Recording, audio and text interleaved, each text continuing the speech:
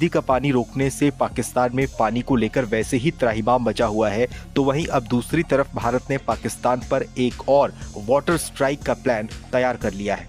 भारत के विदेश मंत्री एस जयशंकर और अफगानिस्तान के विदेश मंत्री आमिर मुत्ताकी के बीच 15 मई की शाम को हुए फोन कॉल ने पाकिस्तान में कुछ वैसी ही खलबली मचा दी है जैसी ऑपरेशन सिंदूर में हुए भारतीय एयर स्ट्राइक ने मचाई थी। सूत्रों के मुताबिक जयशंकर और मुत्ताकी के बीच अफगानिस्तान में भारतीय मदद वाली विकास परियोजनाओं को आगे बढ़ाने पर रजामंदी हुई है।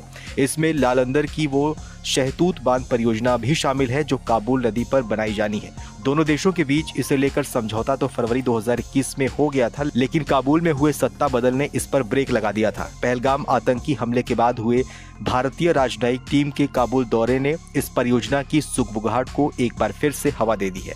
दरअसल काबुल नदी पर बनने वाली ये परियोजना अफगानिस्तान की राजधानी काबुल और मुल्क में रहने वाले करीब 20 लाख लोगों के लिए साफ पेयजल मुहैया करवाएगी। इस शहतूत बांध परियोजना के लिए भारत $236 मिलियन की वित्तीय और तकनीकी सहायता उपलब्ध कराएगा।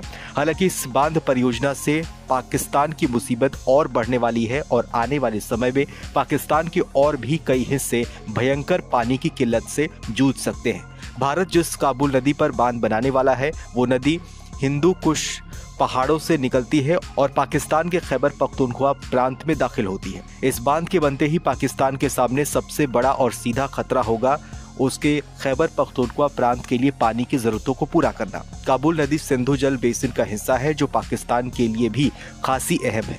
पाकिस्तान की घबराहट इसलिए भी बढ़ गई है क्योंकि अफगानिस्तान के साथ उसकी और कोई औपचारिक जल संधि नहीं है। ऐसे में अफगानिस्तान ना तो शहतूत बांध परियोजना को लेकर पाकिस्तान के लिए जवाबदेह है और ना ही किसी समझौते से बंधा हुआ है।